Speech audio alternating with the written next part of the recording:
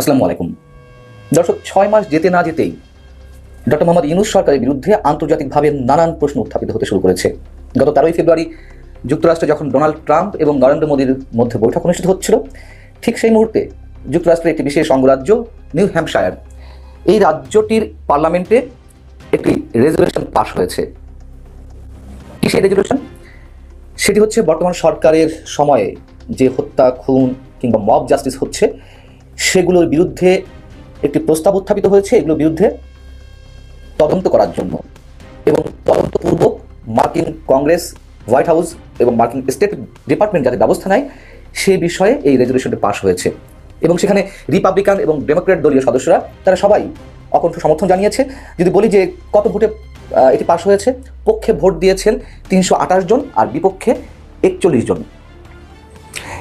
এই রেজলিউশনে বলা হচ্ছে বা প্রস্তাবে বলা হচ্ছে, হোয়াইট হাউস, কংগ্রেস, স্টেট ডিপার্টমেন্টের প্রতি আহ্বান জানানো হচ্ছে বাংলাদেশের অন্তর্বর্তী সরকার কর্তৃক ধর্মীয় সংখ্যালঘু সম্প্রদায় এবং আওয়ামী লীগের নেতাকর্মীদের হত্যা, গ্রেপ্তার এবং বাড়িঘর যে জ্বালিয়ে দেওয়া হচ্ছে তার বিরুদ্ধে যেন যথাযথ পদক্ষেপ নেওয়া হয়। যে হিংসাত্মক আচরণ সংঘটিত হচ্ছে তার বিরুদ্ধে যেন যথাযথ ব্যবস্থা নেওয়া হয়।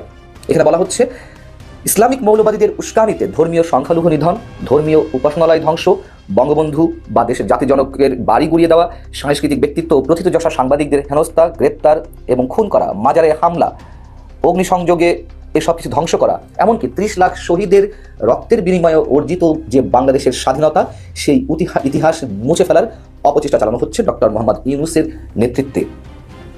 এ ধরনের অপকর্মের বিরুদ্ধে কথা বললেই সংশ্লিষ্টদের বিরুদ্ধে দমনপীড়ন, শেখ হাসিনার নেতৃত্বাধীন সরকারের সাথে সংশ্লিষ্ট ছিলেন এমন মন্ত্রী, এমপি, রাজনীতিকের বিরুদ্ধে হত্যা মামলা দায়ের এবং গ্রেপ্তার করা হচ্ছে। এমনকি শত শত পুলিশ অফিসারকেও হত্যার ঘটনা ঘটছে এবং এখনও পুলিশের উপর বর্বরচিত আক্রমণের ঘটনা ঘটছে। বিচার বহির্ভূত হত্যাকাণ্ড অব্যাহত রয়েছে গোটা বাংলাদেশে। এটি যে শিরোনামে এই রেজলিউশনটি এসেছে তা হচ্ছে, urging the United states government investigate allegations of abuse of minorities, especially Hindus, Buddhist, Christian and other religious minorities by the interim government of Bangladesh। সংখ্যালঘু নির্যাতন নিয়ে নানান ধরনের বিতর্ক রয়েছে। ভারতের পক্ষ থেকে নানান ধরনের অপপ্রচার চালানো হয়েছে, সেটিও আমরা স্বীকার করি। আবার সংখ্যালঘু নির্যাতন যে হচ্ছে না সেটাও নিশ্চয়ই আমরা মনে করি না। এবং সেগুলো আমি বারবার বলছি যে 5 আগস্টের পরে যেভাবে আওয়ামী লীগের নেতাকর্মীদের উপরে হামলা হয়েছে, সেই হিসেবে সংখ্যালঘু হিসেবে যাদেরকে আমরা উল্লেখ করি, যদিও আমি সংখ্যালঘু শব্দটার সঙ্গে একমত পোষণ করি না, যাই হোক, হিন্দু কিংবা অন্য ধরনের মানুষদের উপরে এইভাবে আক্রমণ করা হয়েছে, তাদেরকে ধরে নেওয়া হয়েছে, আওয়ামী লীগের সঙ্গে তারা জড়িত। কিন্তু ভারত নিশ্চয় যেভাবে প্রচার করেছে আমি এখনো পর্যন্ত সেটির সঙ্গে একমত নই। যেভাবে গণহত্যা চালানো হচ্ছে, সেনাবাহিনী চট্টগ্রামে গণহত্যা চালিয়েছে, রাজধানী ঢাকাতে লাশের পর লাশ ছড়িয়ে রয়েছে, নিশ্চয়ই এই ধরনের প্রমাণ কেউ দিতে পারবেন না। তবে নির্যাতন তো সংখ্যালঘুরা সবসময় হয়ে থাকেন।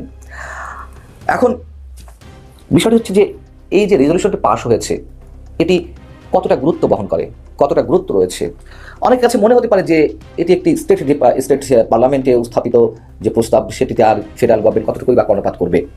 হতে পারে, যারা এমনটি মনে করছেন হতে পারে, কিন্তু আমাদের বিবেচনায় রাখা দরকার মার্কিন যে 50টি স্টেট রয়েছে সেখানে যদি আরও একাধিক স্টেটের পার্লামেন্টে এই ধরনের আলোচনা ওঠে এবং এই ধরনের প্রস্তাব পাস হয়, সেগুলো যখন মার্কিন স্টেট ডিপার্টমেন্ট, ফেডারেল গভর্নমেন্ট বা মার্কিন কংগ্রেসের কাছে যাবে, নিশ্চয়ই তারা গুরুত্ব দিয়ে দেখবে।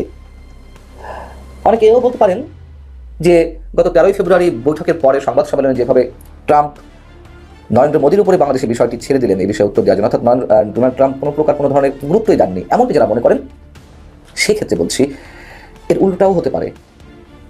এটা ডোনাল্ড ট্রাম্প ইচ্ছাকৃতভাবে অ্যাভয়েড করে গেছেন, কিন্তু যেই তুলসী গ্যাবার্ডের বিষয়ে কথাবার্তা হচ্ছে, মার্কিন গোয়েন্দা প্রধান বা পরিচালকের দায়িত্বে রয়েছেন, তিনি অসম্ভব ক্ষমতাশালী। এটি তাদের মাধ্যমে একটা মেকানিজম করে তারা এইভাবেই এগোচ্ছে যে যুক্তরাষ্ট্র সরাসরি এর মধ্যে ইনভলভ হতে চাচ্ছে না, কিন্তু বিভিন্ন জায়গা থেকে যেভাবে প্রশ্ন উত্থাপিত হচ্ছে রেজলিউশন আকারে, সেইগুলোতে মার্কিন ফেডারেল গভর্নমেন্ট ধীরে ধীরে অ্যাকশনে যেতে পারে বা যাবে, এমনও তো হতে পারে। অতএব আমরা বলতে পারি না যে এটি খুব গুরুত্বপূর্ণ, আবার একেবারেও উড়িয়ে দিতে পারি না।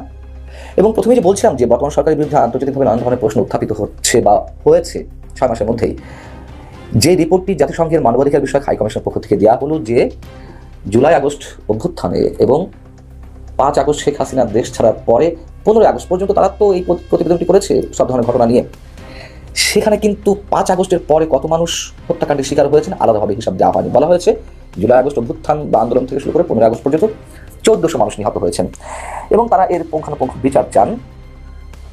মানবাধিকার হাইকমিশন যদি চাইবেই, তাহলে 5 আগস্টের পরে যারা হত্যাকাণ্ডের শিকার হয়েছে তাদেরকে কারা হত্যা করলো, তাদের বিচারটি কোন প্রক্রিয়া হবে।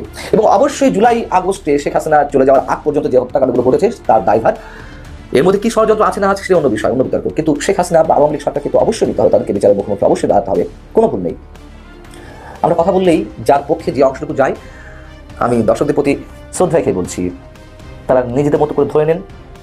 যদি নিজেদের বিপক্ষে যায়, আমাদের কথাগুলো তারা অন্যভাবে ট্রিট করেন। দেখুন, আমরা এইভাবে দিনের পর দিন চলে আসছি। গত 2.5 দশকের 90-এর পর থেকে এই চর্চাটি আমাদের মধ্যে প্রচণ্ড রয়েছে। আমরা মনে হচ্ছে কেউ নিরপেক্ষতার জায়গায় থাকতে পারছি না। আমরা কেউ না কেউ কোনো না কোনোভাবে পার্টিজান, কোনো না কোনো পক্ষের হয়ে কথা বলতে হবে।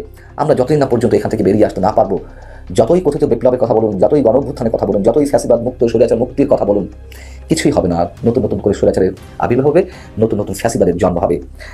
এবং এটুকুও জানিয়ে রাখি, হিউম্যান রাইটস ওয়াচ, আন্তর্জাতিক মানবাধিকার সংগঠন, তারাও কিন্তু গত কয়েকদিন আগে একটি কড়া বিবৃতি দিয়েছে। বর্তমান সরকারের সময় যে মানবাধিকার লঙ্ঘনগুলো ঘটছে, বিশেষ করে অপারেশন ডেভিল হান্টের নামে যা হচ্ছে, সেটির বিষয়ে তারা খুবই সতর্কতার সঙ্গে সরকারের প্রতি আহ্বান জানিয়েছে, এটির মাধ্যমে যেন কোনো প্রকারের কোনো মানবাধিকার লঙ্ঘন না ঘটে।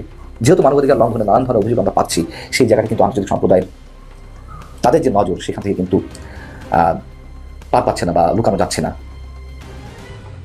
নিষিদ্ধ ছাত্রলীগ, বাট তারা কি বাংলাদেশে নাই? আছে আছে আছে। আজকে এটি দেখাচ্ছি যে নিষিদ্ধ ছাত্রলীগ আর এই মুহূর্তে ছাত্রদল বা যুব দলের মধ্যে কি খেলা চলছে ভাই।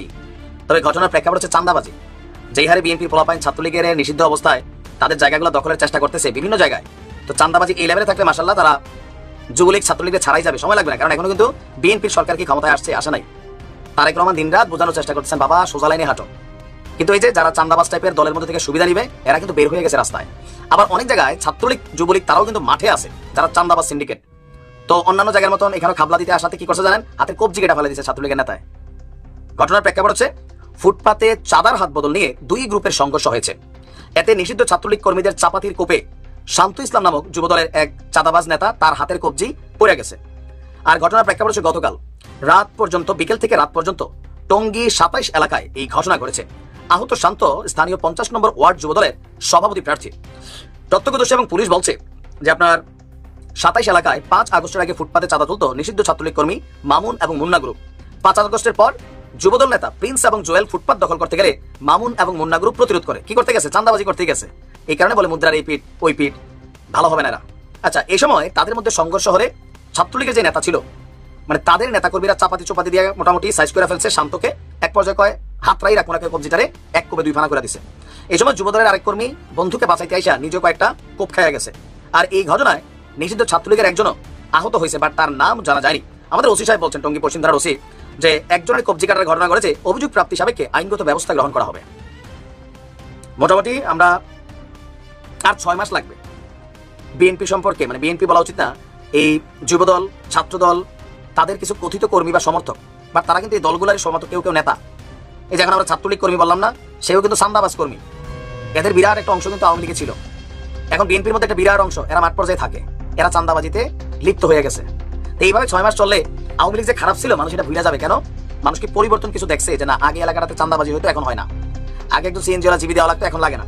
আগে আওয়ামী লীগ মানুষের মিথ্যা মামলা দিত, গায়ের জোর দেখায়, গুন্ডামি দেখাইতো, এখন দেখায় না। এরকম কি হচ্ছে না, ডাইরেক্ট বলা হচ্ছে মাইরা ফেলবে, ফাটাই ফেলবে, কই গেলি রে গুন্ডারা আইছিল তোর বাবারা, মানে আমরা তোদের বড় বাবা। এই খেলাতে মানুষ দেখছে জামাতের উপকার হচ্ছে, ছাত্রদের উপকার হচ্ছে। তবে এগুলো দেখে তারেক জিয়া ক্লান্ত, বারবার করবো, আরে প্লিজ তোরা থাম, নমুনাটা ভালো না। কে শুনে কার কথা? সবাই কি ধর্মের কাহিনী শুনে? এই কারণে বিএনপি চাচ্ছে নির্বাচনটা দিয়ে সরকারটা নিজেদের কন্ট্রোলে নিলে যদি সত্যি সত্যি বিএনপি ভালো রাজনীতি করে, মানে তারেক রহমান থেকে শুরু করে যারা আছে নীতি নির্ধারক কমিটি, এরা সাইজ হয়ে যাবে। আর যদি আবার তারাও আগের মতন ক্ষমতায় বসার পরে রূপ বদলা যায়, তাহলে তো বাকি ইতিহাস হবে, কখনো আবার একটা 5 আগস্ট আসবে।